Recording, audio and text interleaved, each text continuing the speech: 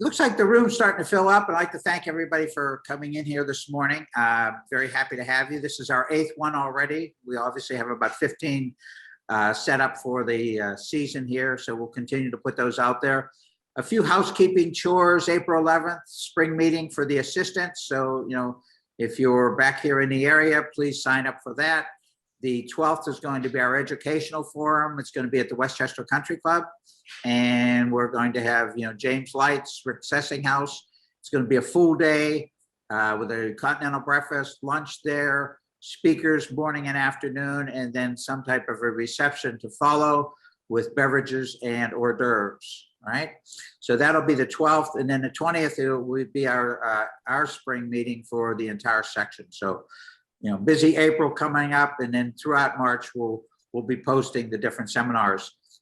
This morning, we've come by an interesting gentleman by the name of Andrew Moses. Andrew's a vice president with a Morgan Franklin Consulting. He works out of the DC area. And I found Andrew on Twitter, where I find most of my information these days. I like good Twitter people, not bad Twitter people. And Andrew, I thought, was a really good Twitter person. So I started following his tweets. I found him to be very uplifting, very positive, something to look forward to. Kind of like Michael Breed's word of the day, right? And so I kind of got interested in Andrew. So I started following him on Twitter. And then by following him, I found out that he had a podcast, Everybody Pulls the Tarp, which immediately I thought back to, baseball games, which is what it is, right? And so Andrew has conversations on a weekly basis in his podcast with different CEOs, Olympians, athletes, people who are very successful, and he finds out about everything that they do relative to leading their team to be successful, whether they be athletes or CEOs. And so I thought, in today's world that we live, with most of you not having enough staff, due to the pandemic and, obviously due to labor shortages, throughout the country, that this would be a really good topic to delve into. And then I thought, well, when I was talking to Andrew, he was very upbeat and, lots of energy. And so I thought this would be really good to, I could use this on a Friday after a long week. And then I thought to myself, who could we possibly get who could bring just as much energy to the room? And so what we did for the last couple of hours is we had Michael Breed with a new breed of golf on his show. And after 2 hours, Michael seems to be well warmed up. And now we're going to welcome Michael into another breed of golf. And one of the things I want to say is when I talked to Andrew and started mentioning the idea of coming on, I couldn't finish my thoughts before he agreed. And then I asked Michael if he would moderate, since he's so good at interviewing people and leading discussions. And again, Michael, before I could finish, agreed to do this. And I want to thank both of you. Michael, thank you very much for your continuing support of our section. And I know you're really busy with everything you have going on, but you carved out time of your day for us, and we certainly appreciate it. Andrew, again, I'm going to be enlightened this morning. As much as I've enjoyed our private conversations, I'm certainly looking forward to your topics this morning. And so I'm going to turn this over to the two of you at this time. Well, John, thank you so much. And I know that Andrew and I are very good friends, but we both kind of look at the world through the same lens. And that is, what is it that we can do that can try to help people be their best selves, right? I think one of the things that's important as we go through this is for you all to remember to get in there and type up some questions, ask some questions. We want this to be very, very interactive. One of the most important parts of a great presentation is the interaction from you. So please, as this goes on and as Andrew shares his insights into different things like leadership skills and being a better employer, being a better employee, the ideas of what you need to do to make every day a better day, and to realize how you can better everything around you, right? This is what this is all about. And certainly this is something that we need some help with. Look, our game of golf is booming. We have a ton of great things that are going on, but we also have some challenges. And so those challenges are going to, as John alluded to, maybe you're operating a person down, maybe you're working longer hours, and there are things that are going to take place that are going to ask you to do things that you might not have thought you were going to be prepared to do. And I think that's one of the reasons why what Andrew does with his podcast, Everybody Pulls the Tarp, I think this is something that you're going to learn a tremendous amount from. Now, let me separate this. Andrew Moses is one of the brightest individuals that I have come upon in my career. Morgan Franklin is a partner of mine. Andrew Moses was leading that partnership, and through time, Andrew and I have created a great friendship, something that I value very much and very high. And when John asked me to be a part of it, I was only too excited to do that, because I know what influences he's had in my life, and I know the influence that he's going to share with you, and he's going to make you look at something through a totally different lens. To that end, I emphasize this again. Please, questions that you have, when you have them, please get them into the chat, and we will we'll pull them up right away. Without further ado, Andrew, take it away, my friend.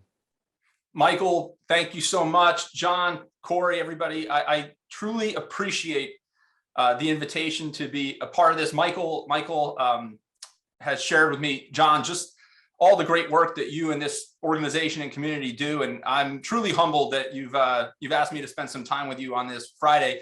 Secondly, when John mentioned that he was going to ask Michael to moderate and assist, I said to myself, wow, I'm a pretty positive guy, but I got to go up next to the mayor of Positive Town. So I just hope that after the next 50 minutes to an hour or so, you guys, would at least consider electing me the deputy mayor of Positive Town. I'll never quite be the mayor, but as I said, it's fantastic to be here with you. And I'm, like Michael said, drop questions in the chat. I'm looking forward to this being a conversation. And with that said, I want to share a couple of visuals with you. So let me know when you see my screen. You should see my mugshot here. John, are you able to see some slides? Yes. Excellent. So to set the mood, I want to take you back to my freshman year of college. I wanted to work in sports. I didn't know exactly what I wanted to do, but I knew I wanted to work in sports. I had gotten an internship with a baseball agent. I had worked on the player side and seen that side of the business. And I asked him, what can I do throughout my college experience to learn more about the sports industry and really try and break into this space? And his advice to me was, go get a job in minor league baseball, an internship in minor league baseball. And he told me, you're going to see things in minor league baseball that are going to shape your view of the world like nothing else can. And he was right. So let me tell you the story. So I send a bunch of resumes to a bunch of minor league teams, and I get an opportunity to come intern with, at the time, the AA affiliate of the New York Yankees, the Trenton Thunder in Trenton, New Jersey. And I'm excited. I got my khaki pants, I got my polo shirt on, and I'm ready to learn the business of sports. And I arrive on the first day, and this is how it started. It looks a little something like this. It looked the front office, at a AA baseball stadium, looked like your typical conference room, office space. It started like this, but it only lasted like this for about an hour. After an hour, they put all the interns into a room, and they say, everybody, it's great to have you here. We know you're going to have a great summer. You're going to learn a lot.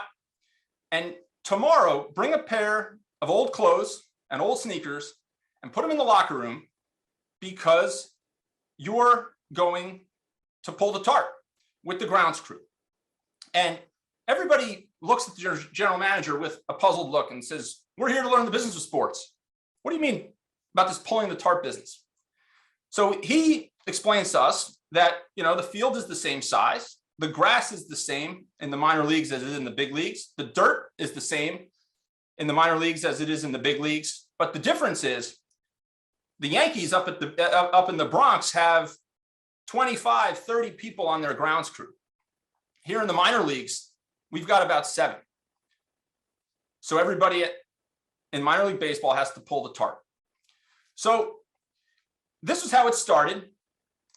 And by the middle of the summer, this was how it was going. This is me dressed as a Thunderbird, the mascot for the Trenton Thunder. Not only was I pulling the tarp and setting up moon bounces, parking cars, directing traffic, selling tickets, hawking merchandise in the stands, driving players to the airport, driving their wives back to their house, I was pulling the tarp.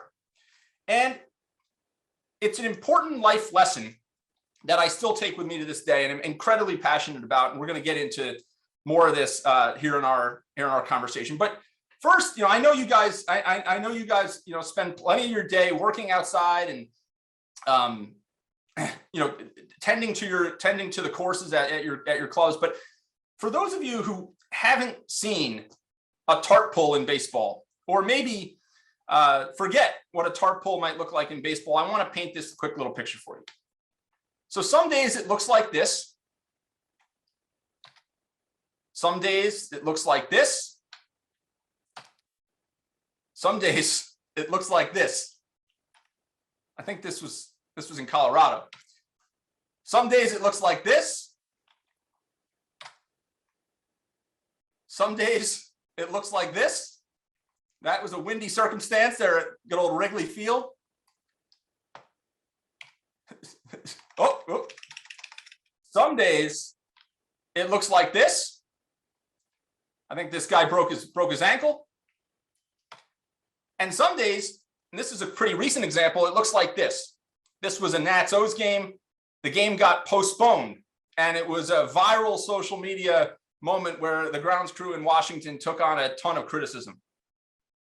But what I hope these pictures illustrate for you is what I learned that summer, that pulling the tarp requires communication, requires coordination, requires a lot of teamwork, and you're operating under significant pressure because if you don't get the tarp on the field efficiently and effectively enough, the field could be damaged, the game could be called, the fans in the stands could be very disappointed. It could impact future days. It could cost the team some scheduling issues, which could impact their season. It's a high pressure circumstance that requires a lot of teamwork and a lot of coordination and communication. And as I went on my career, and I didn't work in sports, I went I was an accounting major, and I worked for an accounting firm, and now I work at Morgan Franklin, and I do a variety of different things. I started to realize as I started to work with more people, and as I started to interview and hire people, that the people who are most successful, the people who are the best leaders, the people who are the best teammates, the people who are the most fun to be around, the high performers in every sense of the word, are the people that I started to call the tarp pullers. People who were willing to do whatever it takes, whenever it needed to be done, regardless of what their job description says, to help the team, the organization, the community. I realized that these were the leaders I wanted to work for, the leader that I wanted to be, the teammates that I wanted to be teamed with, and the communities that I wanted to be a part of. Tarp pullers, people who were willing to pull the tarp.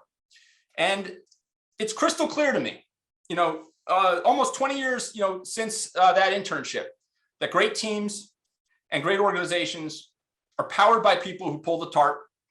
And that's the way the world works. That's the way things get done.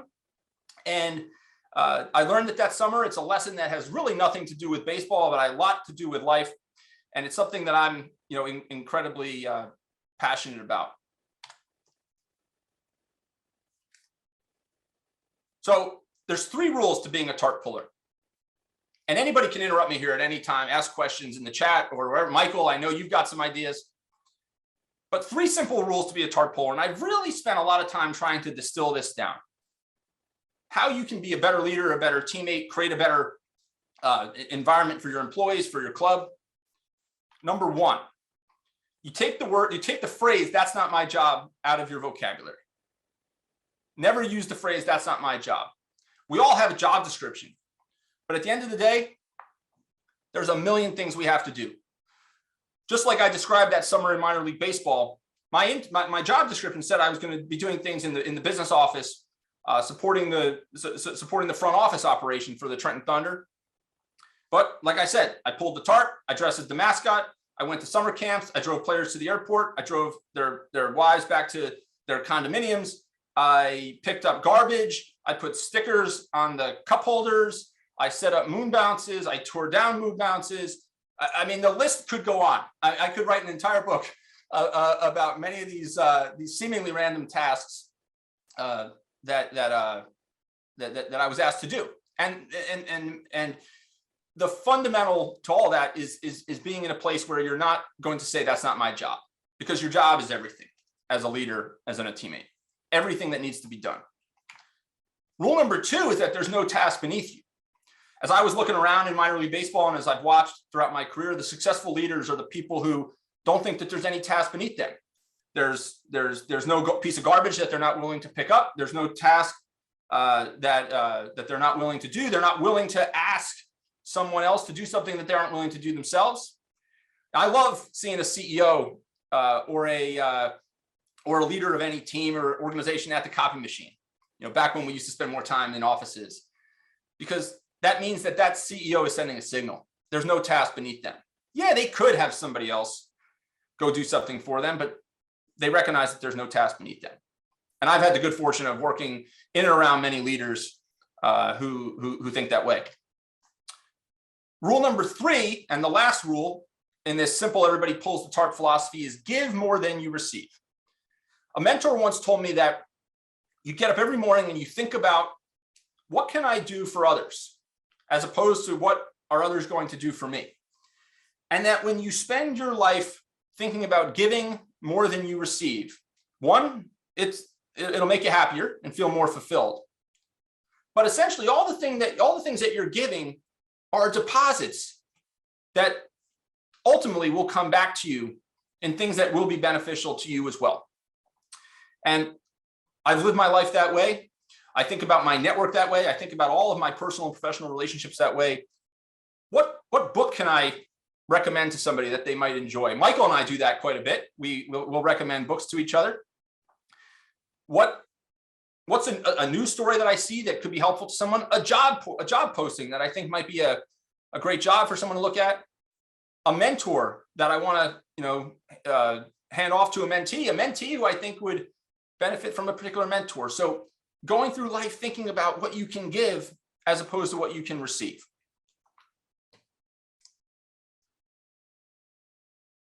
I think this is a visual that I've shared on social media and gets pretty good feedback. One thing I want to make clear is that your job description is what's expected of you. Your job description is what's expected of you. And I don't want anybody, to say that they heard this guy, Andrew Moses, talk about the power of doing things that are outside of your job description at the expense of doing the things that are in your job description. So the job description is your basic, fundamental things that you're responsible for. And each of you at your own, clubs have your own job descriptions, things that you have to be responsible for. But then you have the pull the tarp moments, the piece of trash that you pick up, the towel on the floor in the locker room that you throw into the basket, the person, struggling, at the range, who doesn't have a lesson scheduled, and you seek them out and ask them if you could offer some assistance. A younger staff member who's just going about their business, and you ask them how they're doing. How are they doing? You take them under their wing. You introduce them to another mentor. A member that you do a little something extra for. Those are your pull the tarp moments. So I want to introduce you to a bunch of tarp pullers, but before we do, I wanted to pause and see if anybody had any questions. Michael, if you had any thoughts, and we can go from there. Andrew, I'll chime in here. And one of the things that's hard for me, because I think when I'm looking at this, I'm seeing only the presentation. I can't get to the chat just yet. So let me see if I can do that. But here's one of the things that I wanted to share with you. And I think this is a really important part that you make, or point that you make. I look at that as a bank account. When you start talking about, do more for others than you get for yourself, that if you do this, that the stuff comes back to you. I look at it through the same lens, said a little bit differently. It's a bank account for me. I always feel like if I'm making more deposits than I'm making withdrawals, then I've got a better bank account. I'm going to have saved more money. I'm going to have more credit. I'm going to be able to get more things, buy a better house, do whatever. And so my whole thing is, what can I do for somebody else that can help them get to where? That is exactly what you're talking about in your pulling the tarp stuff. And I think that if you have a job description, there is no job description. That means you're willing to do anything that needs to be done. And I'll share a story with a guy named Mario Guerra, who everybody knows in our section is the head professional at Quaker Ridge. And I got Mario when I was down in Miami. I was working an event for Golf Channel, and Mario was my cart driver, and he was looking for a job. And we all know, this guy, everybody who knows Mario knows how passionate and exciting and what a big personality he has. But many of you don't know this story, that Mario, when I was talking to Mario and I was talking to people that Mario had come in contact with that week, one of the things that Mario was doing in an unpaid, unrelated thing was bringing people to the airport and picking them up at the airport and bringing them in, going and hanging signs. None of them were what he was asked to do or paid to do. He volunteered to do. And I think that when you come to work or life every day with, what can I do to help somebody out? How can I volunteer myself, my time, my thoughts to somebody's betterment? That's when all of a sudden you start making great deposits into your bank account. I don't see that we have any questions at this point, or certainly I can't pull up any of the chats. So Andrew, what I would say is continue those thoughts and then continue on with your presentation that you've got. Well, thank you, Michael. And we'll continue on here. As John mentioned earlier, I have the good fortune of hosting a podcast, and every week I talk to Olympians, professional athletes, elite coaches, CEOs, actors, actresses, best-selling authors, everyday people who have succeeded and find some measure of success. And we uncover what makes them great as a leader, as a teammate, as a person, but also in many instances, these pull the tarp moments, these stories that can inspire us to give just a little bit more as a leader, as a teammate, as a person. And I want to share some of those stories with you. I think some of the people you're going to recognize, and I sure hope, other than, of course, not, during 8 a.m. to 10 a.m., you should be listening to A New Breed of Golf then. But if you've got some time outside of 8 a.m. to 10 a.m. Eastern time, I sure hope you hit subscribe and check out Everybody Pulls the Tarp. We've got a new episode every week, every Thursday morning. So let me introduce you to some tarp pullers. And these are going to be people from all different walks of life. The first tarp puller I want to introduce you to is a gentleman by the name of Reggie Love. Reggie played for Mike Krzyzewski at Duke. And more recently, Reggie was the top personal aide to President Barack Obama. He worked with President Barack Obama when he was then senator, campaigning to be president. And then for a few years, Reggie was by his side. First, when he woke up, he was basically the first person when President Obama woke up, and the last person when President Obama went to bed that President Obama would see, besides his wife, Michelle, I would venture to guess. Reggie told me a story when I interviewed him about the campaign trail. And they were starting to get teleprompters because the campaign was growing. And in just a conversation one night, then Senator Obama said to Reggie, every city we go to, these teleprompter operators work these teleprompters a little differently. And it really trips me up. I go off and riff on something and I come back and they've continued to scroll and I have no idea where I am. And it really makes me uncomfortable. He didn't ask Reggie to do anything about it. But the next city they got to, and every city thereafter on the campaign trail, Reggie would get to to whatever venue then Senator Obama was speaking at, and he would personally train the teleprompter operator to work the teleprompter the exact way that Obama wanted the teleprompter operator worked.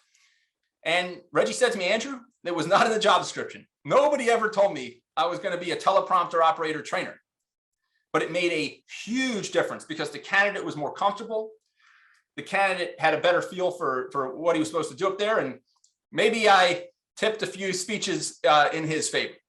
So that's a great example of somebody stepping outside the box, thinking outside the box, and making doing a little thing that makes a big difference, even when they're not asked. I want to introduce you to Amanda Getz. Amanda Getz is the CEO of a CBD company called House of Wise. And when I talked to Amanda, she was splitting time at that point between a full-time job and starting up her CBD business, which now she does full-time and is really a rocket ship taking off. It was recently recommended by the Kardashians as one of the top products on the market. It's that big at this point. But Amanda told me a story about when the product started to really take off and sales really started to mount. She had little to no team. She was having the product shipped to her garage. She recruited some neighborhood friends. She set up a loading dock in her garage, and Amanda, the CEO, was picking and packing and shipping every single item out of her own garage. She turned her garage into a loading dock. She really saw no other way. The interesting part for Amanda, though, is what she told me it taught her. She said, Andrew, it was great. I did all these things that people would consider grunt work and beneath the CEO of an organization. But you know what it taught me? It taught me two things. It taught me empathy for all these different roles that I got to touch. And it gave me an understanding of what the responsibilities were for each of these roles. So now that I'm a CEO of a bigger company and I have an opportunity to hire people to do all these roles, and I've hired third-party logistics organizations to help me with fulfillment and shipping, I know what I'm looking for, and I have empathy when things go wrong. And it's made a huge difference for her. And she'll tell you that one of the defining moments for her as an entrepreneur is having a chance to pull the tarp, step out and do something that most would consider grunt work, most would consider beneath them. But Amanda did it, and that's where we are. This is Dolph Burley. Dolph was most recently the CEO at Topgolf. When I interviewed Dolph, he shared a story that I eventually shared on the podcast and then on social media, and it went completely viral. So I asked Dolph about some of the little things that he does as a leader or has done throughout his career as a leader to make sure people know that he's grateful for them. And he told me, this goes back a little bit before his days at Topgolf, but he was the COO at the House of Blues. And when House of Blues started, it was a small company. He had 4 or 5 people that reported to him. And every morning on Thanksgiving morning, he would make a personal phone call to everybody that reported to him to tell them how grateful he was for what they do for the company. He committed to do that every year. The problem was his team grew so big as House of Blues scaled so mightily, and he had 400 people reporting to him. So that last Thanksgiving at House of Blues, he got into a room, he got a big old list, and he called 400 people personally. And I think the biggest takeaway for me was how even something like this that was years and years in the past has made such a profound impact on people's lives, and not just their lives, the people that work for him, but the people around the people that work for him. I got comments on social media from people that say, I was one of those people that Dolph called. I got a comment or two from a spouse. My spouse got a call from Dolph. And people were so blown away that the COO of a big international business at the time was taking time on his Thanksgiving when he was, could have been spending it with family and his own family and friends, to call 400 people personally and tell them how grateful he was for them. Little things make a big difference. I don't know how many of you are college football fans, but if you are, you might remember Taj Boyd. Taj was the quarterback at Clemson. Really around the time that Dabo Swinney started to turn the tide at Clemson, change the culture, change the way things were being done, put them on a path to long-term sustainable success. At the center of it all was a man named Taj Boyd. And my path to Taj started with a conversation on the podcast I had with somebody who I know Michael is a big fan of as well, John Gordon, an author who's written over 20 best-selling books about leadership and positivity and organizational culture. And John told me a really, really fascinating story about Taj. And through this, Taj and I got connected, and I had a chance to interview Taj. And here's the story about Taj. Taj came in, heavily recruited, star quarterback at Clemson. And they would have their home games on Saturdays. And on Fridays of a home game, Dabo Swinney would take the entire team to a movie theater nearby. They would shut down the movie theater, private showing for the Clemson football team. And after the first movie that first Friday, the team was funneling out of the theater, but not Taj. Taj grabbed a broom, he was picking up trash, and he was putting it in the garbage can. He asked the movie theater staff for a vacuum, and he proceeded to vacuum. Now, all of his fellow teammates start to come back. Where's our quarterback? Well, your quarterback is picking up trash, sweeping the floors, doing these little things, pulling the tarp, as I like to say. And Taj told me, I said, Taj, what led you to do that? He says, Andrew, something really, really simple. I believe that how you do one thing is how you do everything. And if we're not willing to pick up a little bit of trash, clean up after ourselves, who are we? What do we stand for? And that mindset transformed the whole team culture. Weeks thereafter, they were bringing blowers and multiple vacuums. They were cleaning out that entire movie theater so that the staff didn't have to, that the staff wasn't in position. He said the same thing transpired in the locker room from that day forward. People were picking up trash in the locker room, putting towels in the laundry basket. They weren't relying on the support staff to do things, not because the support staff couldn't do it, but because why should they do it? Because we could do it too. And that transformed the entire culture, and the rest is history. Clemson is one of the icons in college sports right now, and certainly in all of college football. An amazing story, Taj shared, and one that I certainly will never forget. The next story I want to share with you. I hope that you may recognize good old Amanda Balionis here, Michael's fellow CBS broadcaster. Amanda came on the podcast about a year ago.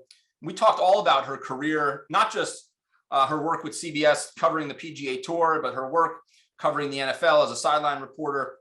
She told me a couple stories. She told me she had an internship similar to the one I had in minor league baseball with the New York Jets. And similar to that internship I had, she was asked to do a million different things.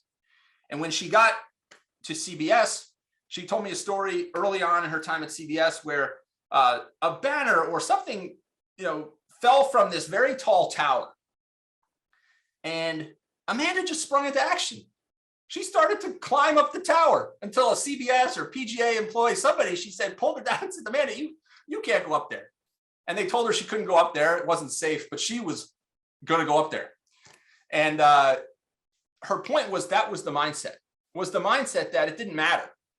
The mindset was I could do anything I need to help out. This CBS banner had fallen and I needed to get it back up there.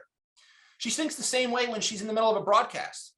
She told me, she'll reach out in the middle of a broadcast to swing coaches, others in the industry. She'll say, what's going on with that player? What's that player working on? And if she gets real-time information during the event, she's funneling it back to all of her fellow broadcasters. She's not hoarding that information. She's pulling the tarp. She's doing all these little things that make a big difference. She also spent a lot of time talking about preparation. Amanda told me, when I don't prepare, that's when I can't do this job. She said to me, Andrew, she said, look around. Look at the people that I work with. I work with Nick Faldo, Dottie Pepper, Ian Baker Finch, Frank Nobila, Michael Breed. She said, I will never know more about golf than any of those people. But let me tell you, they're going to all have to work pretty hard to out-prepare me. I'm willing to do the work. I always do the work, and I'm always willing to do whatever it takes. And that's the role that I bring to my team at CBS and everybody that I work with. So I thought that was a really, really neat story from Amanda. Hey, Andrew. Yeah. I think it's interesting you brought up the word preparation, because that for me has been probably the biggest thing in my life experience here in my professional life is being prepared and learning how to prepare and looking into the future. And I think one of the greatest stories in all of golf, and not to embarrass you, Michael, but I'd like Michael to tell the story of how he prepared his media career and when he started, because I don't think a lot of people understand this or know this, or have not been privy to the vision that Michael has shared with me on different occasions. But Michael, if you could go back in time and give us somewhat of a timeline between your vision, your preparation, and your actual experience there at the Golf Channel, because this feeds so well into what Andrew's saying about being prepared. So, first of all, Andrew, this stuff is enlightening, and I've heard you talk about this a lot. I haven't had the privilege of hearing all the stories from everybody, and the Amanda Balionis story is just, it's brilliant. Here's the one thing that I can tell you. One of the things that I have tried to do in my life is not just prepare, but predict. So I like to predict and prepare. So I spend a healthy amount of time on an annual basis of trying to figure out where I am and where it's going. So I call them 1-year plans and 5-year plans. What does this look like in a year? What does this look like in 5 years? And what John is talking about is the idea of this show, The Golf Fix, this radio show that I have, this studio that I have that's in my house, is all a result of prediction. Where do I think the world is going? And then how am I going to be able to fit into that, and the preparation for all that stuff. And what I have enjoyed in my life is taking the wisdom from others and applying it to myself. So I think, like with what Andrew is sharing with you all about this pulling the tarp stuff, the importance of preparation, right? You hear this all the time: measure twice, cut once, measure twice, cut once. I'm a measure 5 times and cut once. But in the measuring of the 5 times, what I'm doing is I'm really efforting, trying to find people that I think are really tuned in and frankly smarter than I am. And one of the things that I have done in my preparation for the Golf Fix, if I asked all these individuals, like a John Gordon or John Maxwell or others that make presentations all the time, what I asked all of these individuals that I have come across is, what are the keys to giving a great presentation? And what's the most important part of presenting? I've been given this opportunity I want to go and have a golf show, or I want to go and I want to present golf instruction on TV. What would you advise? And to a person, everyone said, understand how to present. You know how to teach somebody how to get a club face closed or open, how to hit a draw or fade, how to hit a chip shot properly or whatever. But you don't know anything about presentation skills. So understand presentation skills. And then when I went down that path and I started understanding presentation skills, I started watching a lot of videos on how to make great presentations and doing all the things that were important, to Andrew's point, that's behind the scenes in all this. And what I can tell you is that what you think is important isn't what's important. What's important are the things that you have no idea about. And so try to figure out and find out what are the things you have no idea about. So understanding colors that are important for you to wear, and how people learn, and their learning skills in person are different than their learning skills through this type of medium. And so what I would tell you is the preparation part of all this comes from the wisdom of others. And what I would urge you all to do, much the same way, like Andrew, and what's cool about what Andrew has done, and we talked a lot as Andrew was, thinking about this idea.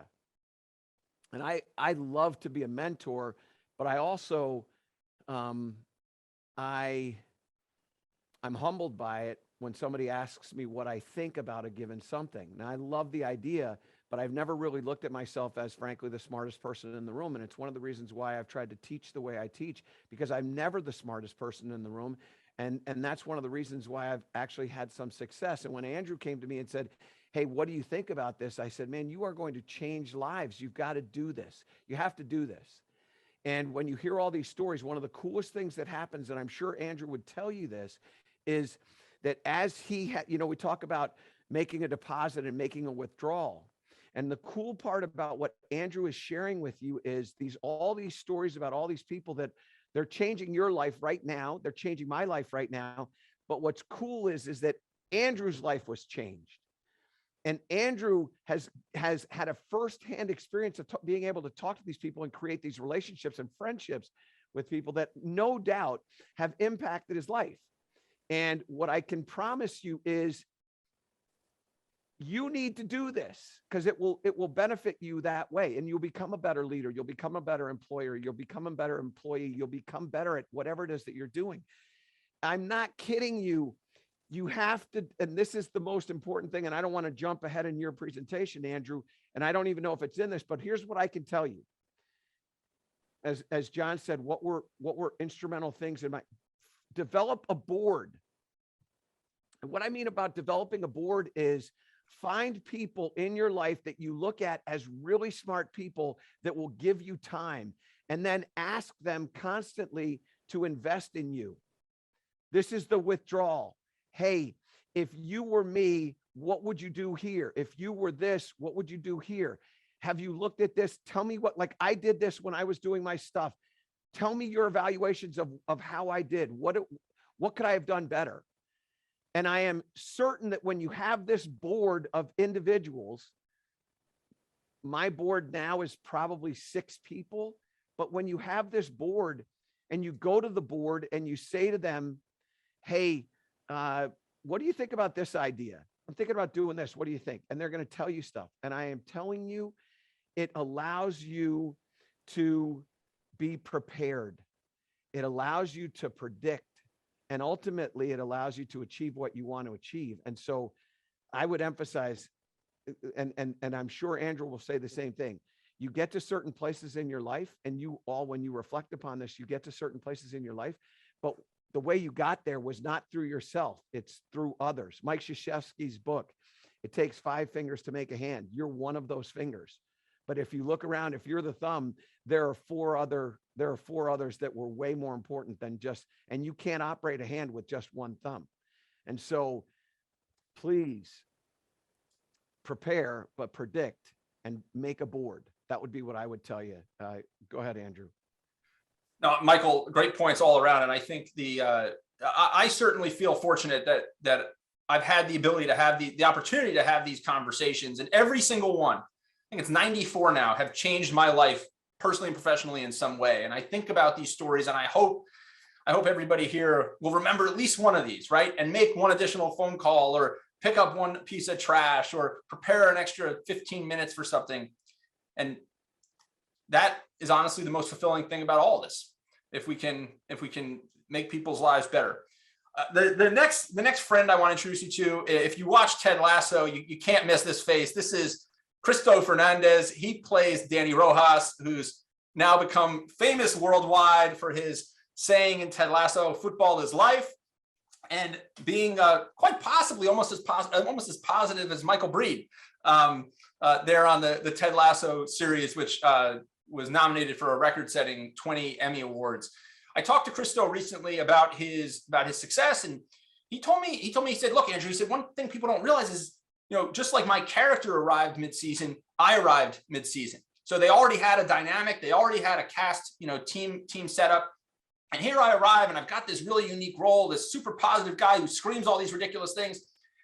And I needed to figure out a way to learn and to keep up. And frankly, he said I was around the most talented people I had ever been around. I had never been around a cast this talented. So when he was done filming his parts of the show, he would stick around. He watched almost everything that they filmed on Ted Lasso because it enabled him to see all of his other castmates in action. And I can't help but think of, times when you may be walking around your clubs and there might be an opportunity to watch someone else do something, watch another instructor teach, watch a player that you haven't watched before. You're, again, like Michael said, these are all things that are deposits. These are deposits. I thought it was a fantastic story that Cristo had shared. Ryan Clark here is a Super Bowl champion. Spent most of his time with the Steelers. He battled a lot of adversity. If you have followed his story, which is we could have an entirely separate keynote about Ryan's story, overcoming adversity. But was a story that he told me early in his career that really stuck out. He was undrafted. He was eventually invited to an NFL camp, and at the time, he said you couldn't take the playbook out of the building. It wasn't on like iPads and DVDs like it is now. It was a really thick binder, and there were only so many playbooks. And he wanted to get an edge up, and he wanted to put in extra work. He wanted, as he told me, I wanted to leave no stone unturned, so that if I didn't make the NFL, it wasn't that I had a regret, or there wasn't something that I could have done more. And in parallel, he's built this friendship with the guy who works at the front desk at the hotel he's staying at during training camp. And whereas, some people might walk past a hotel clerk and say, this person is beneath me, this person can't add any value, Ryan developed a friendship. And that friendship led to a moment that seemingly at the time might not have been that important, but may have changed his whole career. Through that relationship, he was able to ask that front desk employee to make a photocopy of the entire playbook, over 200 pages. And now Ryan had an extra copy of that playbook. Ryan could do the work. Ryan could study in his car before practice, after practice. He could study in his hotel. He could study in the hotel lobby. He could study during dinner. And he doesn't get that photocopy from that hotel lobby unless two things happen. One, he takes the initiative to ask. And two, he has somebody who values him and feels appreciated and valued enough to go that extra mile for a hotel guest. I thought it was a really, really powerful story. I've got two more stories I want to share with you, and then we can continue some open discussion and talk about some questions. This is Tessa Virtue. And I think this story is really all about teamwork. Tessa's record speaks for itself. Tessa is the most decorated Olympic figure skater of all time. She's got 5 medals, 3 gold. In Pyeongchang, her and her ice dance partner, Scott Moyer, stole the hearts of the entire world with a record-setting ice dance performance. And we've had 2 conversations on the podcast, and we've talked about ice dance and figure skating. And she told me, Andrew, it's a pretty antiquated craft. It's very traditional. It's very slow to change. Maybe there are some parallels, with golf. You guys would know better, but maybe there are some things in golf that, haven't changed over time that could benefit from some change. Maybe not. But she said, we really flipped things on its head. In our first Olympics, everything ran through us. So we had a team of 14 people, including on-ice staff and off-ice staff, but everything was coming through us. That was the way it was done in ice dance and figure skating. Everything came through the 2 figure skaters. And we felt like there was just a better way to do this. So our next Olympics, we empowered our entire off-ice and on-ice team to communicate directly, work together collaboratively. And she said it put us on a record-setting path. She said they felt more empowered, the communication was more efficient, and they got to better answers, better solutions, and ultimately better performances. She said, honestly, you saw 2 people on the podium, Andrew, having those 5 medals put around their necks. Without each of those 14 people, to Michael's example a few moments ago, the 5 fingers on the hand, she said, if one of those 14 or 15 people didn't do their part, she said, I don't think any of this happens. I'm not here talking to you about 3 gold medals and 5 Olympic medals. Teamwork, as I like to say, makes the dream work, right, Michael? My last story I want to share with you, I think it'll have, when I've shared this story, it has a different effect on people. It affects people in different ways. I've gotten so many different responses to this story, but this young man, Manny Dosanjh, is a graduate assistant on Tom Izzo's staff at Michigan State. Obviously, one of the most iconic basketball programs, one of the most successful basketball programs in the country. And Manny is a fan of the podcast, and he reached out to me to have a conversation about the Everybody Pulls the Tarp mindset. And we had a call one day, and he tells me this story. I asked him, I said, Manny, how did you get a job on Tom Izzo's staff as graduate assistant? Aren't those pretty coveted? Aren't those for alumni or friends of alumni? Or I said, you're also from Canada. How did that all happen? He says, Andrew, well, it was very simple. He said, through recruiting, I built some relationships with staff at Michigan State. They said to me one day in passing, they said, if you ever want to come watch us practice, come on down. So Manny, he was a high school coach in Canada at a pretty elite school. He had an off day. He drives from Canada to East Lansing, Michigan, across the Canadian-US border for a 400 miles round trip that day. In the middle, he watches Michigan State practice. He sits way up in the top of the bleachers. Tom Izzo says, who's that guy sitting up in the top of the bleachers? One of the assistant coaches said, Coach Izzo, that young man drove 200 miles here. He's watching practice. He's taking a bunch of notes. And then I think he's driving 200 miles back to Canada tonight. So Tom Izzo kind of took attention. He tells him, come on down, watch a little closer. Come back if you want to come back. So now every single off day, Manny would drive 400 miles round trip, watch Michigan State practice, bring all that knowledge back up to Canada to the high school students that he was coaching. At the same time, he was making deposits on his own, and he was building his own coaching experience, reservoir of knowledge. And then Tom Izzo continued to invite him to meetings, let him sit on whiteboard sessions as they game plan. He got to know the team. He did that almost every single off day he had. And then a spot opens up for a graduate assistant. It didn't go to a Michigan State alumni. It didn't go to a friend of an alumni. Tom Izzo said, somebody call that guy from Canada who spends his off days driving 400 miles round trip to watch us practice. Manny's on the staff right now. And I think if Manny has anything to do with it, he's going to be one of the elite college coaches. And if he's not one of the elite college coaches, he's going to be doing something that makes an incredible impact on the lives of individuals that he comes in contact with.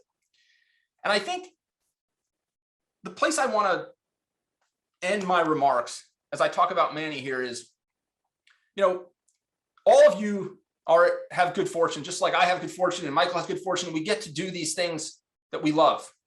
We get these opportunities to be part of communities and golf clubs and teams and lead people. And we really have good fortune. And I think Manny's story is a great reminder to me that there are people that are willing to drive 400 miles across a border round trip on an off day to have that same good fortune. And it reminds me, above all else, to be grateful for the opportunities I have, to be grateful for the things that I've been given, the things I've been blessed with personally and professionally. And whenever the opportunity presents itself, pull the tarp for those around me. So that's those are a few stories. I don't know if Michael, you have anything to add, or if anybody has any questions, but I hope some of these stories have changed the way maybe you think about things and are going to help you pull the tarp in your communities. Yeah, and that's the thing that I would get into, and I don't know whether you can, Andrew, if you can take that down so that we can pull up Yes. all the potential. There you go, great.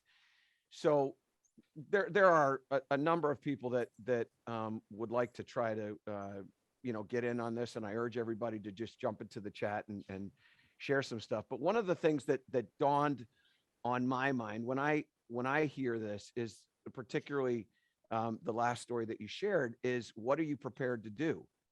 And how do you approach your day, and what are you prepared to do? And it reminds me of a quote by Jerry Rice, who said, I will do today what others won't, so I can do tomorrow what others can't.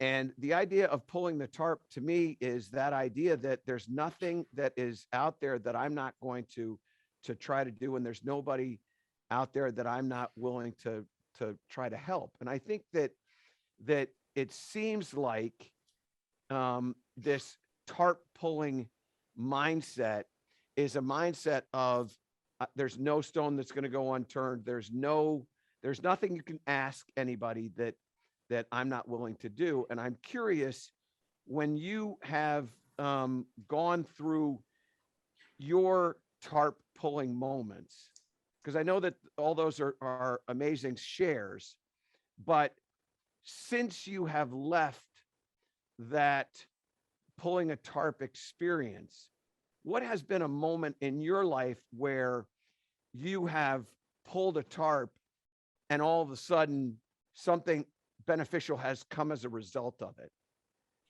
I think, Michael, it's a great question. I think for me, it's similar to the story you shared earlier. It's the way I've invested in relationships, and not looked at relationships as transactional in nature, right? Walking into conversations with people, thinking about what are the things that I can do, right? How can I help them? I've introduced so many people to people who've eventually hired them. I joke around, I'm like the best free executive recruiter. These are things that I take with me that I feel like are very powerful. Again, if anybody has any questions, just dump them into the chat. So I'll go through some of my observations, and then I'm just going to throw out points, and I'm going to let you talk about it. One of the things that I took out of that was little things make a big difference. As a leader, and many of the individuals that are here with us today right now might not think of themselves as leaders, but leadership is an important part of this. Many aspire to be head golf professionals. Certainly they are giving golf lessons or helping people play better golf or helping people enjoy playing golf more frequently, whatever. How does the mindset of pulling the tarp assist us with becoming better leaders? Well, I think it shows the people around you that you're invested in the team and organization success, but also in their success. I think it's the ultimate, pulling the tarp is the ultimate lead by example, and I think when you show someone, it's one thing to tell someone, but I think the unique thing about the pulling the tarp is it's the showing, right? We showing is better than telling. And I gave that example earlier about, you go out and you see a CEO or a head golf pro making photocopies or cleaning, carts or picking up balls at the range or whatever it is. It's going to stick with you, and you may not realize it, but if you see that pattern continuously, it shows you that they're invested in what you're doing. I think that's the biggest thing, Michael. Another question that I have for you is I'll call it the withdrawal, right? So as you start to do this stuff, you gain this attitude of gratitude that you talk about, but also to appreciation. How has that affected your daily routines? Do you find yourself now looking at opportunities to assist other individuals, or are you sort of just taking that with your job? I think for me, Michael, the biggest thing has been, there's, as leaders, like all of us, any employee, any leader is going to face adversity and is going to face stress. And there's going to be days when it feels like the world is piling up against you. What I have found is that a quick tarp pull, something small, can get me out of any funk that I might be headed towards, where maybe I'm feeling sorry for myself. Oh, this is really hard, or this has been really challenging, or, this isn't going as fast as I would have hoped. What I find is if I just take a step back and say, how can I pull the tarp? What's like something little I can do? Can I make a phone call to a team member? Can I go out of my way to do something that somebody's not expecting? It can really get me going again in a positive way. If that makes sense. Yeah, totally. And it's so funny you say that, because I was getting a haircut yesterday, and it was a 5 o'clock haircut. So the woman that was cutting my hair, family, all that other stuff. And she has another person coming in after that. And what was so cool was sort of in the latter part of my haircut, when the next client was coming in, the next client has a cup of tea that she has purchased for the woman who's cutting my hair. And she puts it down and said, I thought you might enjoy this after a tough day. And to your point, the tarp pull is not necessarily just picking up the garbage. It's actually thinking about somebody else, right? I mean, yeah, as those stories indicate. Well, and look at that example, right? That person pulled the tarp for the person who's cutting the hair and for themselves, because I guarantee you that the person cutting the hair, the hairstylist, the barber, whatever it was really appreciative, and whatever happened was far in excess of their expectations. But that person who did that tarp pull also feels fulfilled and happy and is overcome with positivity. And I think that's something that's kind of special here. You're doing things for others, but you're also doing for yourself, because when you do positive things for others, I believe it uplifts you. There's science that there's so much research and science that's been put into this concept of surprise and the gap between what's expected and what happens. And that's why, surprising a spouse with a gift or flowers or whatever or bringing a coffee to a barbershop is so powerful because it's the element of surprise. It's the difference between what we're expecting to happen and what happens. And surprise scientifically has been proven to help both parties to the surprise. Andrew, I know we're running out of time here. I'm sure that John wants to add something and possibly others, but I can't thank you enough for doing this for the Metropolitan PGA. I know that we are better as a result of it. I know that I have learned a lot. You should see the page of notes that I've got as I've made, and you and I have spent a lot of time together. It's awesome. So I appreciate what you're doing and what you've done for us today. I know that we are better. I am better as a result of it. And so thank you for everything and continued good fortune. I'll turn it over to John. Oh, thank you, Michael. Appreciate it very much. I'm sure, Andrew, one of Michael's notes is how can I become Thunder, right? Because of all the things that Michael's achieved, he's never been Thunder the way you were in that photo. It's right at the top. Michael Breed's thinking, I've got to do this at a baseball game. One of the things it's hot. I mean, on a doubleheader, 95-degree July day, it's that tarp will pull you a few times. And John, I want you to know, by the way, I don't want to be Thunder. I want to be lightning, and that's like I have lightning. That's where I am. Why would you not want to be, Michael? Why would you not want to be? See, one of the greatest things I think about for me in education is I get smarter. Right? I have the opportunity to co-chair this with Corey, which is a nice honor. It's a lot of effort and a lot of work, but in that process, I get to meet people like you, Andrew, and I get to rekindle relationships with people like Michael, who I think the world of. And one of the things or a couple of the things that come out of here is that why everybody pulls the tarp resonates with me is because two things stand out in my career. Now, I've what I call survived the golf industry for 4 decades now, right? And I think when you're going to be in the golf industry, survival is a positive thing, not a negative thing. And by survive, I mean, I continually reinvent myself, which is the only way that I can survive, right? That's the only way I'm not going to be passed by for whatever I want to do. And I think that Michael does that all the time with his 1-year and 5-year plans. And that's why I wanted you people to hear about that, because I don't think anybody in our industry does it better than Michael does as far as reinventing himself, looking to what is and what will be. But the two things that stand out when I was thinking about this, and this takes me back to grade school, Andrew, and I had a substitute teacher who basically came into class, and she didn't teach us so much of whatever the topic was, because she was pulled for all classes, but she always, it was more about the individual, right? She spent time with each child, and with me, she said, John, it doesn't matter what you do in life, you just have to be the best at what you do. You have to give it 100%. And at that time, I had a part-time job washing dishes in a restaurant, and she knew that. And she said to me, when you go to work tonight, I want you to be the best dishwasher that restaurant has ever seen. She says, I want you to do things and clean things up in a way no one else ever has.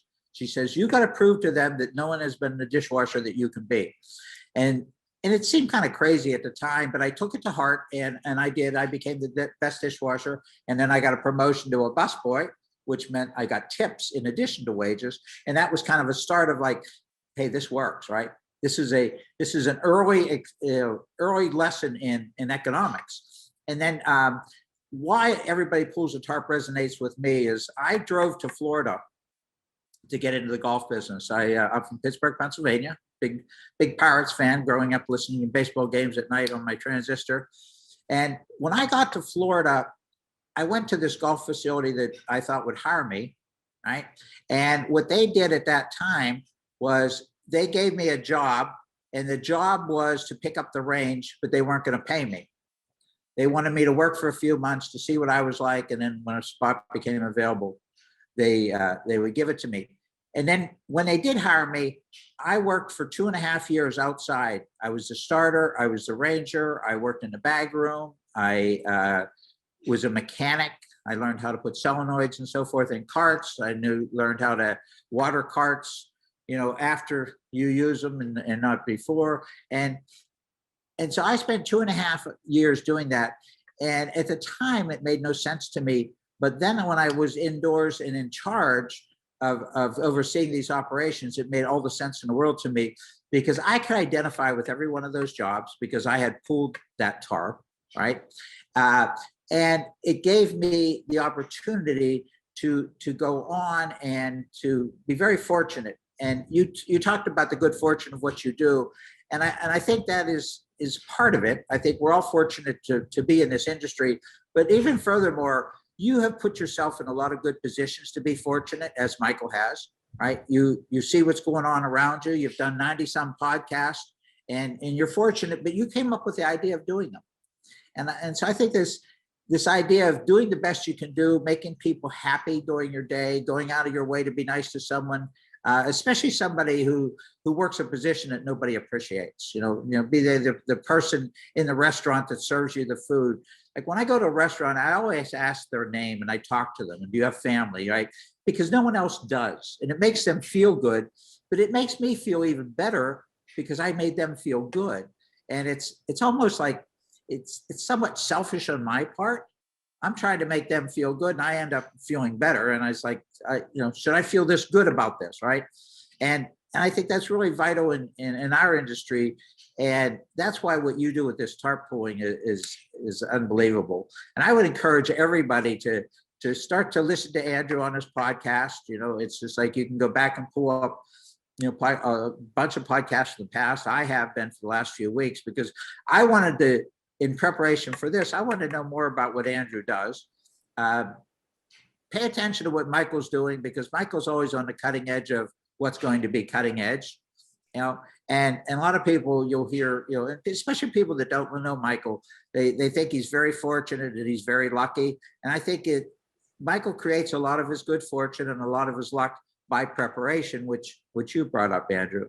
So this has been really great, and it's just like very inspirational, not only to me, but I hope to everybody that's been here this morning. And our hope in doing these seminars like this is that we can entertain people with the idea of how to be better, which is what you do. And you bring so much to the table, Andrew, and we thank you so much for doing that. I thank you, John. I'm so grateful that Michael joined in this fun as well. And the only word I can think of is gratitude. I mean, the opportunity to share some of these stories and be a part of this amazing community that you're leading here, John, is certainly incredibly rewarding for me. Well, it's as I said earlier on. I think once you reach these stages of adulthood and you get a real job, right? You have a real life, you have real responsibilities. I think the only thing left is education, and that's one of the things that I try to do, and I encourage others to do. Is I think you need to continually reinvent yourself, right? And in reinventing yourself, you're educating yourself, and educating yourself, you can educate others. And what better joy is there than making yourself smarter every day?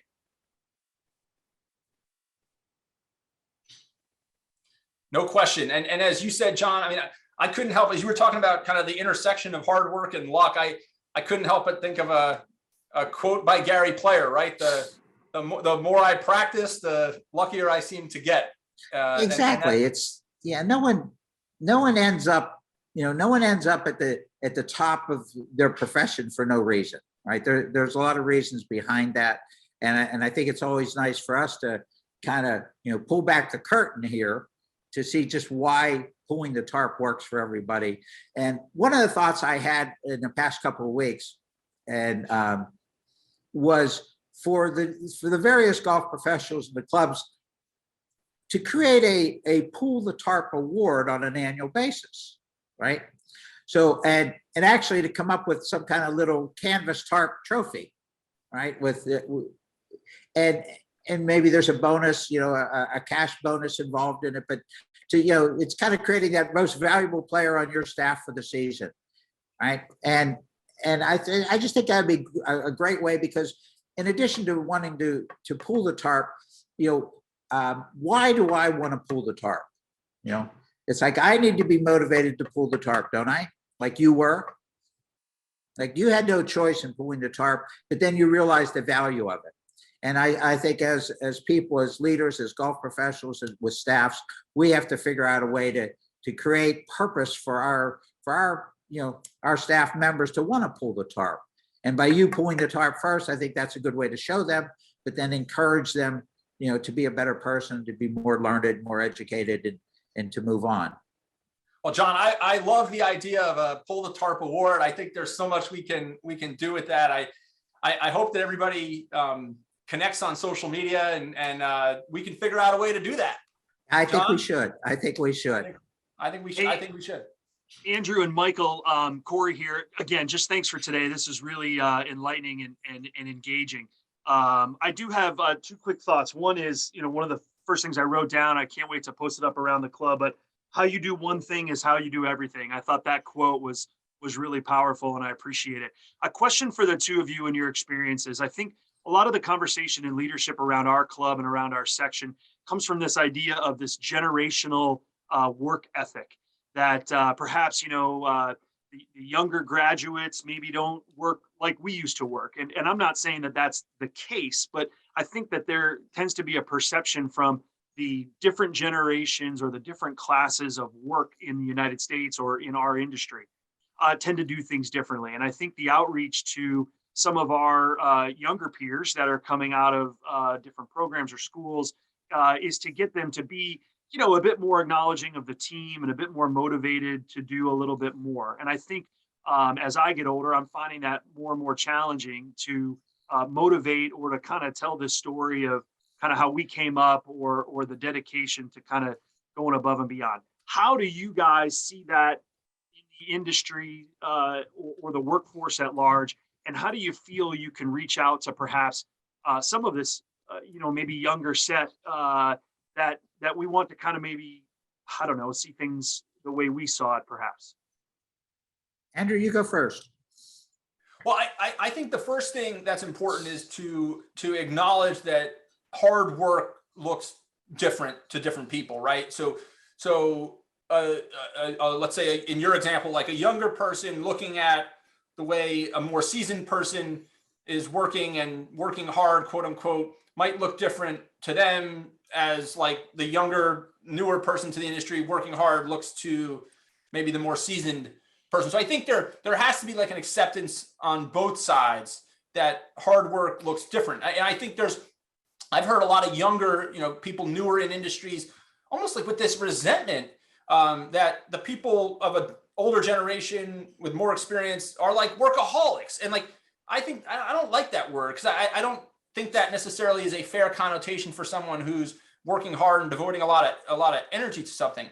By the same token, you hear stories about really experienced people looking at young people saying that person is lazy or entitled, and maybe that's the case, but maybe that's not the case. Maybe they're just going about their business in a different way. So I think that's the first piece of it. But I think as the leader, the way you can pull people along is twofold. One is, again, that show instead of tell. A lot of things, no matter how many times you say them, it's hard to get through to people who are just not getting it. So you show, the more people you surround yourself with, the more people you put in the building that are thinking a certain way, I think it creates this peer pressure in a good way to do the right thing and contribute in new ways. And then the second piece is, like Michael said, like making the deposits. I think the more, especially with the younger generation, and I'm 36, so I'm kind of in this, I think this no man's land where I don't really want to be associated necessarily with some of the negativity that people ascribe to millennials, but I also feel like I can be a bridge and a representation of both. And I would say like the things that Michael talks about, investing, making those deposits, showing people that you're truly vested in them personally can go a long way. I'm curious to hear what Michael has to say. So, Corey, this is a fabulous question. And it's a question that, frankly, I've asked myself at least weekly for, I don't even know how many years, at 30. So here's where I go. First thing is that the word accountability, it is something that I have on the top of my mind all the time. I have always thought that if I look inward instead of outward, that I will be more successful. So if a situation happens, I don't look at it as bad luck or good luck. I look at it from a standpoint, back to that word preparation. I look at it as, what could I have done to have altered that outcome? Not what bad luck happened to me, but what could I have done, right? I hit a bad shot and it plugged in the bunker. Okay. Did I get a bad break? No, I hit the ball there. What could I have done to not hit the ball there? I could have hit more balls. I could have practiced more. I could have known that this shot was going to happen and stood up and hit a cut shot to a back right hole location instead of fanning it into the bunker and having it plugged. I could have hit a better shot. So I always look at myself as, I'm the reason why I didn't get that situation to occur. Now, how is that applicable to your individuals that work for you? I blame poor performance of my staff on me, not on them. What could I have done as a coach or a captain or a leader or the head golf pro? What could I have done differently to help them perform better? And so, one, I take ownership of the moment. I don't blame it on somebody's parents or somebody's schooling or somebody's age. I blame it on me. I failed and they failed. So one of the proud things that I have in my life is that I've only fired one person in my entire career as a leader. And when somebody is not doing the job that I want, I look at it and go, okay, how could I do a better job to help them do a better job? And so I go, here are the 4 words that I have in my mind. I challenge, I invest, I inspire, and then I reward. Challenge, invest, inspire, and reward. So I challenge them, I challenge me. Why are you in this business? Why do you want to be a head pro? What do you want to be when you're a head pro? Do you want to teach? Do you not want to teach? Do you want to help people play? Why are you here? What is your reason for being on my staff? Ask the question. Okay. Now invest time. I'm going to invest in you, but you're going to invest in yourself too. I have this saying, don't ask others to invest in you if you're not prepared to invest in you. I'm not going to spend money on you if you can't spend money on you. Like this particular, this is a time investment. People have invested their time to get better at this. Okay, good. Why? Ask yourself this question. Why aren't your assistants here? Why is there only 40 people in here? How come there's not 240 people in here? What did you do as a leader? So that's the first thing. Invest after. Inspire. Show them. Take them to a place. Do something with them. Have lunch and learns. Do all these different things. Buy them books. Inspire them. More times than you can, I can't even tell you the amount of money that I have spent buying books for other individuals. In fact, I can tell you a story about Andrew Moses, and he and I have done this many times. I'll buy a book for him, and he'll buy a book for me. Out of nowhere, a book shows up. Read the damn book. You're going to get better. Sorry, I get excited about this stuff because this I'm passionate about. This is why we wanted you in the room. The fact of the matter is this, like the PGA of America sits there and they pat themselves on the back. Everybody's looking at the tour right now and going, is the tour doing everything they can for their players? What's the PGA of America doing for us? Have you had a single class on hiring skills? Have you had a single class on interviewing skills? Have you had a single class on leadership skills? The answer is probably no, no, and no. Finally, reward. I don't mean reward by giving somebody $1. People are underpaid or overpaid. It happens all the time. Reward them with something. Create an inspiration, help them to be better. Like John's point, give an award for the Pull the Tarp. Hey, who's your tarp puller of the month? You see it every time you go into a fast food restaurant. The employee of the month, that's a reward. There's a picture on the wall. Do you have to do that? No, but you got to do something to reward your individuals. And when you do that, then all of a sudden you're going to have a better staff. And then you're going to have no excuses. There will be no stories of laziness or age or none of it. Because what will happen is just like John's story, and I've got one like that as well.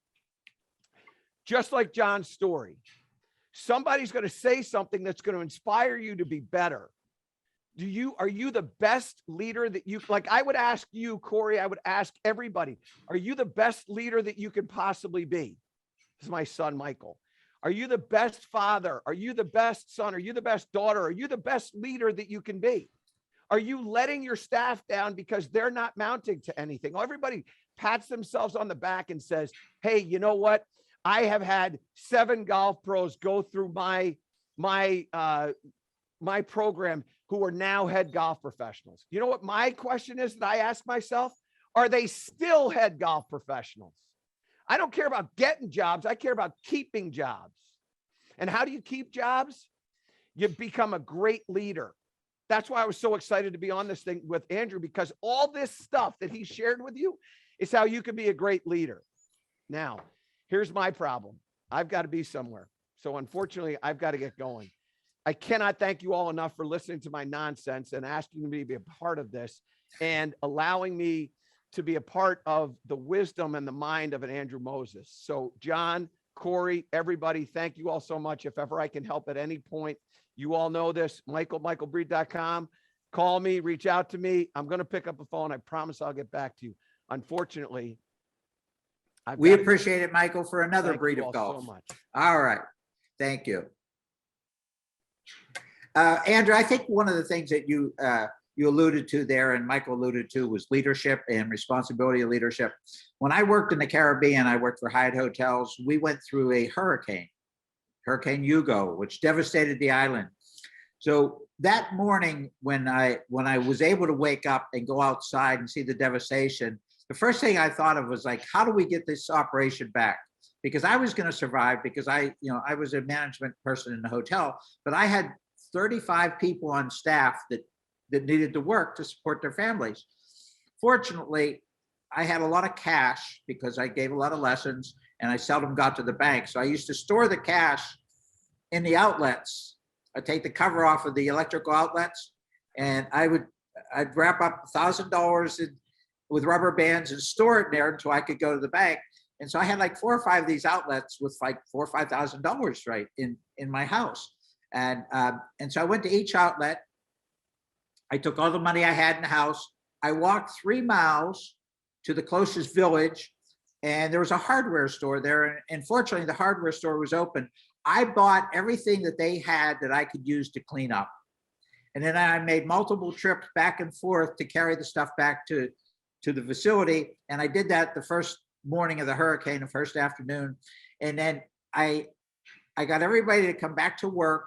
And for the next 3 months, we chopped down trees, we cleared trees, we fixed the golf course, and we worked together as a team.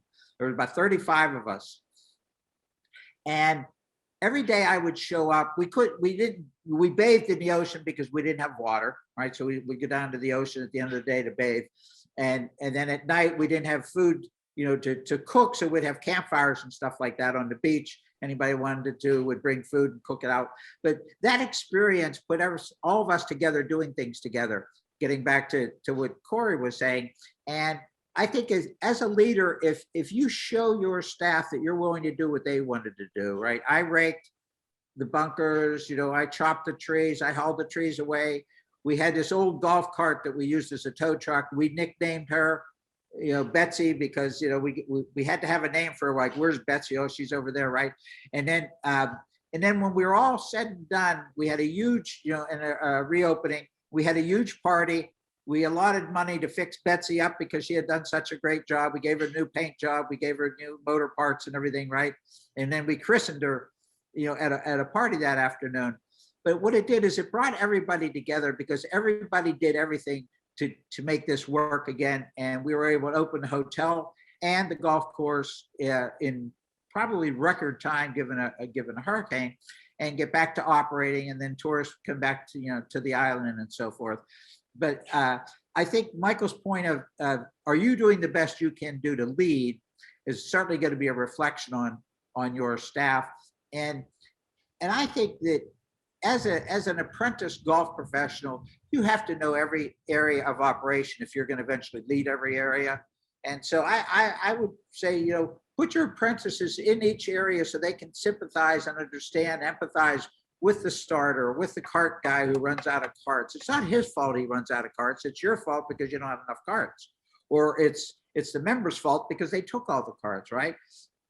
But it's all of a sudden, you know, it's the cart guy's the guy with the problem because he can't turn them around and wash them fast enough. So it's just like you've got to have you've got to put the extra energy into leading properly, and then and it might be if you do all that and you can look yourself in the eye in the morning and say you're doing that, well then it comes on the individual to take that responsibility, don't you think?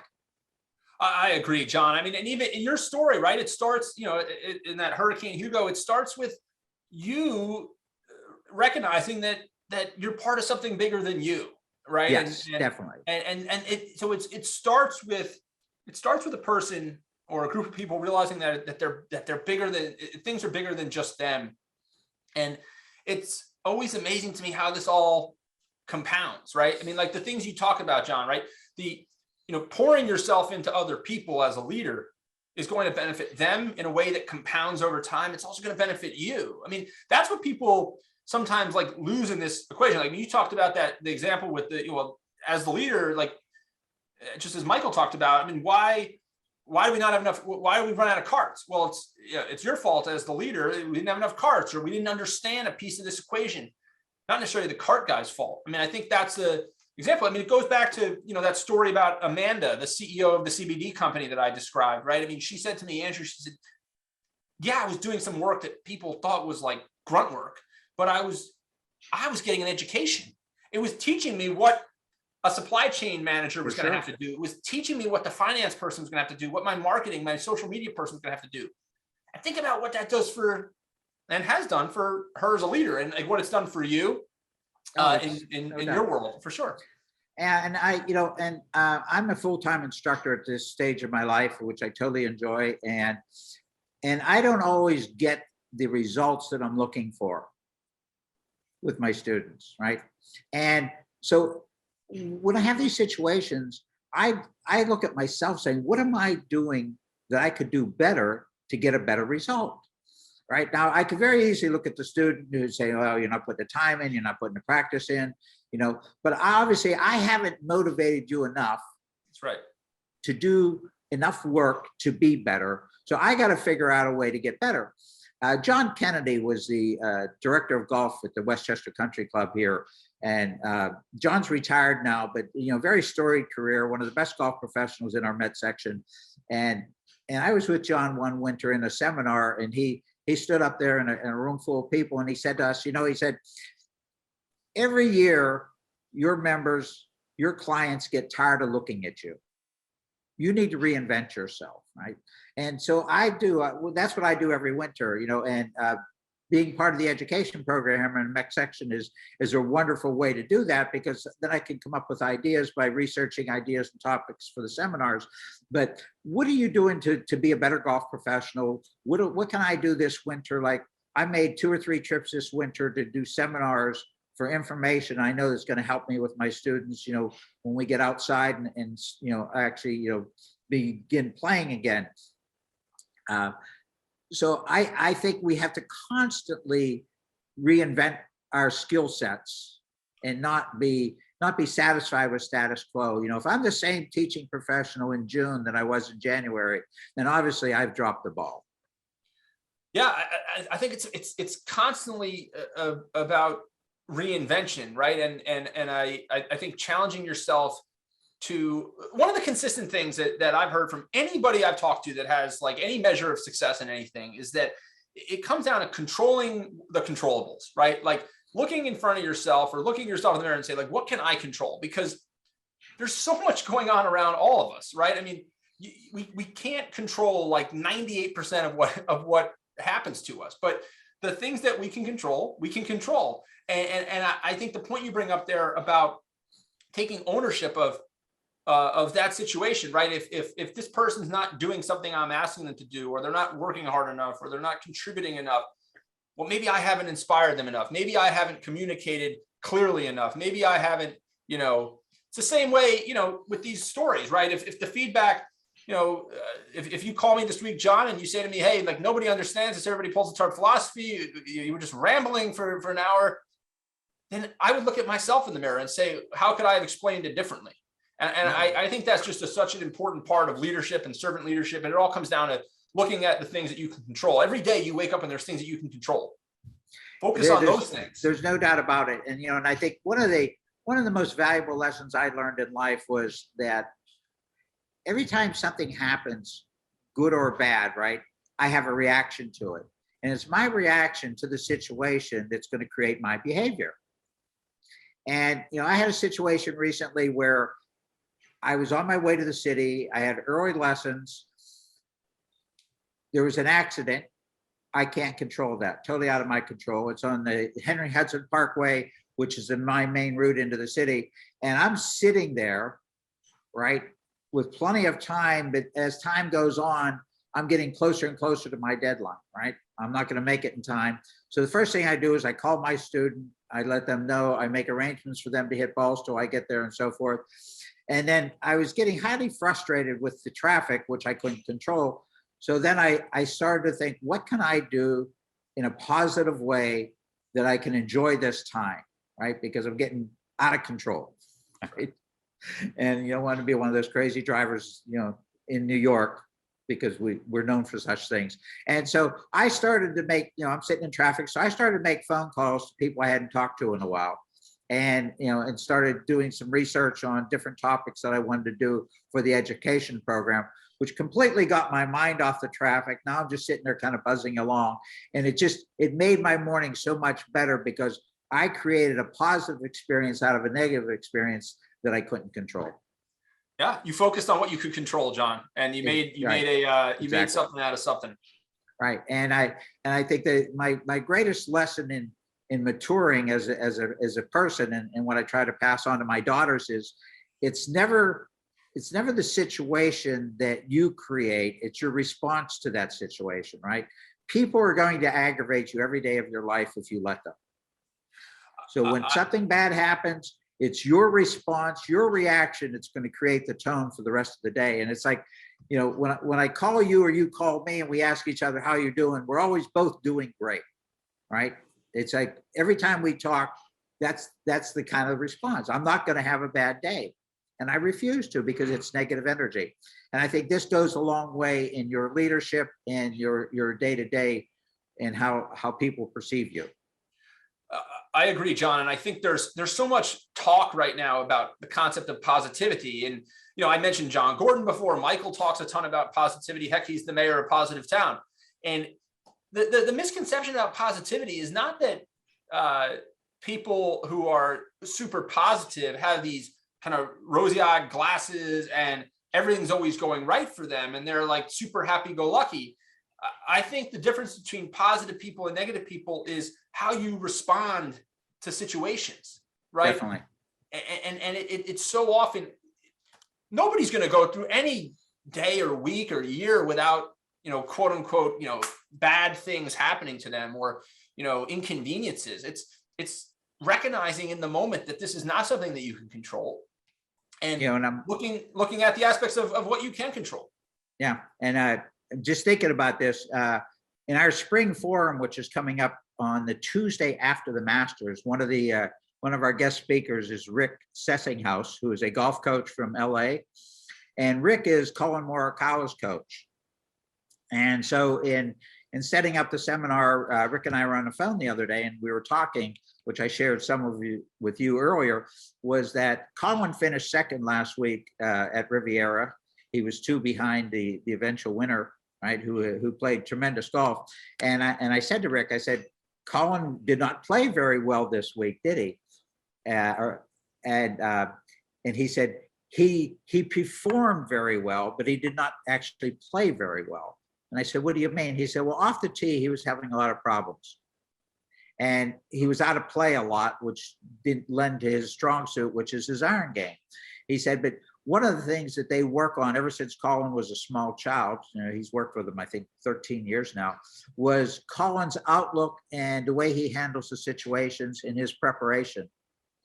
So he said when he hits a shot out of play, he doesn't look at it as such a bad shot. He just looks at it as a challenge for the next shot.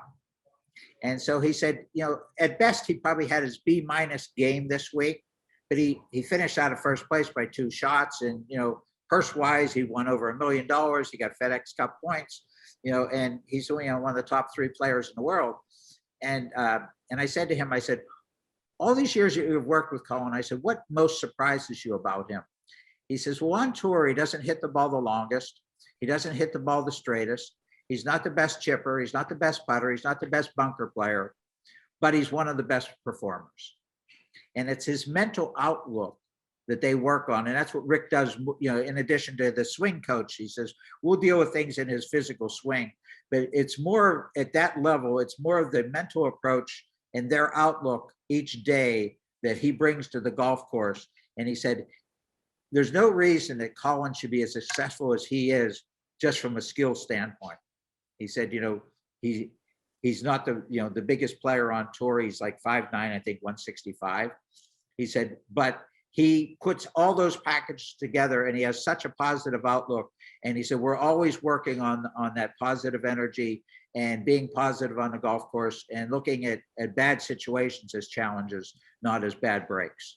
A lot of, John, it's spot on. I mean, it's a great example with Morikawa. I mean, a lot of the coaches that I've talked to at different levels of sport have said pretty consistently, the difference between an elite athlete or an elite performer and a great performer, which I think this applies to leadership, anything, is the elite ones are able to perform, play effectively, as you said, on days when they don't quite have 100% of their talent working for them, right?